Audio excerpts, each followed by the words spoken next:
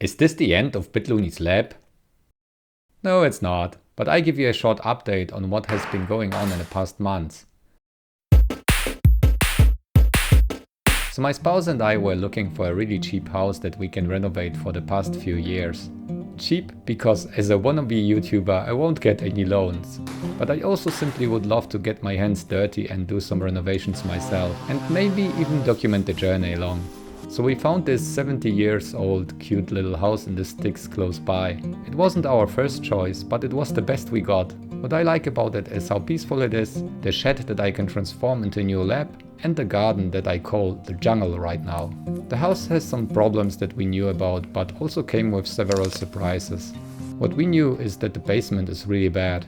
It was so moist that we even had a little stream coming through the wall. Once we got the keys, I got the dehumidifier and started bringing down the humidity from 89%. In the rented house before, I had almost 100 square meters of basement for my lab, while this basement wasn't even usable yet and the whole remaining living space is only 100 square meters in total. So I needed to get it dry to be at least usable as a storage before we move in. Meanwhile, we discovered the humidity was also affecting the living area upstairs. Not only the living room needs some severe renovations, but also my office. People on the livestream called it even Haus Luni Lotte jokingly. I hope we won't have to replace everything like Laura did.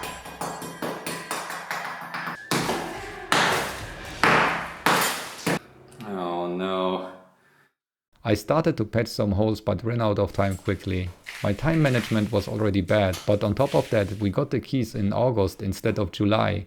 So we had 3 weeks instead of 7 weeks to move in. And within those weeks I had events planned for a long time. One event was the Wintergatan meetup where I brought my LED wall and gave a little talk.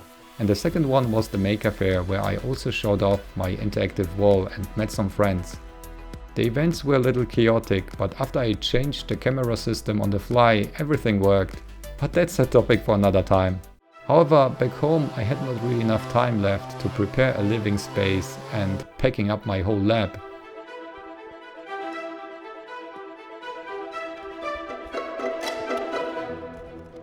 It was a disaster when the helpers came, especially as the rental service cancelled our big truck and we had to use a transporter going back and forth several times.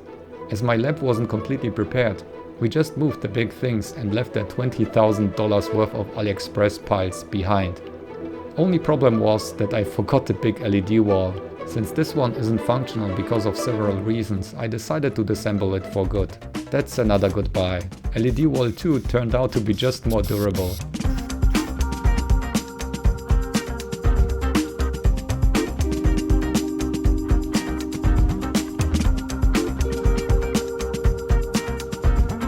I used my old car to transport the last bits. It's filled to the brim. All the cavities. And here there's an avalanche of project boxes. And the fewer items remained in the lab, the more sentimental I got. After all, it was my man cave for the past 4.5 years, with many live streams and plenty of cool projects. I hope the new home will grow as well as this one did.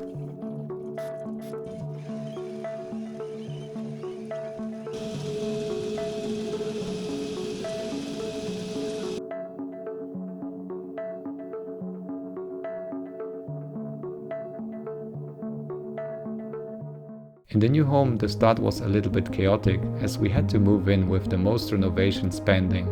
But I picked up my work again with plenty of solar hacks, FPGA streams and regaining my old joy again. I hope you enjoyed this little update and keep following my journey. I'm really thankful for all the views and all the support I received in the past 10 years. Big thanks to all my supporters for sticking around through the very chaotic time. More projects are coming really soon, and no worries, I won't pivot to a renovation channel now, but I will update you here and there about the progress. Thank you for watching and I see you next time. Bye!